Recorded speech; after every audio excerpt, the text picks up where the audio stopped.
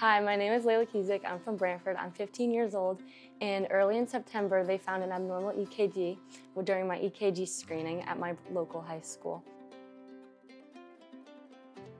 So my mom got an email that there was free EKG screenings at our local Brantford High School. It would be right after school, and my mom signed me and my brother up. So I went. I literally just walked straight to the gym when the last bell rang. They had me lay on a bed. There was like 2 other women in the room, and they stuck a couple patches on me, and then I got the EKG. I think it was about maybe 5 minutes and all of just me laying down and them doing the test.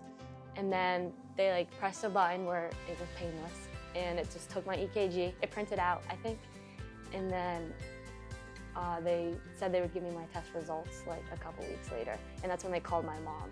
What happens next if your EKG is abnormal? Most important step is to connect with a cardiologist who can direct the testing and diagnoses and treatment from there. Testing likely first includes an echocardiogram, which is like an ultrasound, a microphone on your chest, often a treadmill exercise test, and often a monitor that you wear on your chest to monitor your rhythm for a couple of days. Dr. Beach called my mom. I think she reaches out to everyone because my brother also did the EKG and he had nothing wrong with him. So first she was like, your son, he has nothing wrong, but your daughter had an abnormal EKG and we'd like to have her in for more testing.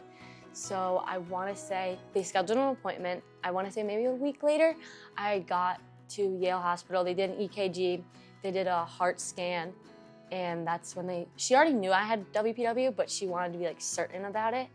So that's when she described as Wolfram-Parkinson-White syndrome, and I would need a surgical ablation to get it gone. And then now I'm completely all healthy.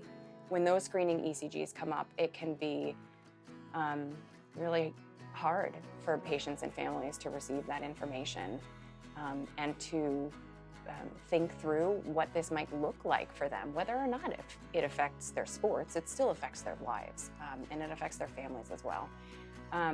But we can work with people through those processes, and in the end, we're very glad that we have that information so that we can act on it. We can take the best care that we can and reduce their risk for having anything scary happen to them. Most often, when something is found, we can continue to allow that person to participate in the sports and all the other activities that they really love to do. So it's quite unusual for me to tell somebody that they need to stop their activities until they're seen by a cardiologist. Then once we see that person in clinic, we can give them a lot more answers about what's going on, whether or not they need any other kind of evaluation studies, or whether they may or may not need a procedure, and we give them guidance about how to go from there. Hi, I'm Mike Papali, president and founder of In a Heartbeat. I'm also a sudden cardiac arrest survivor. We are so excited to be bringing our cardiac screening program to your community. We really encourage you to sign up. A quick, simple, non-invasive EKG can detect most heart diseases that cause sudden cardiac arrest in youth. As you learned in the video, it's really simple. You heard from someone who's been affected by the program, you heard from some great doctors, and we really encourage you to sign up. If you have any questions or want to learn more about In a Heartbeat, visit www.inaheartbeat.org and feel free to contact us at any time.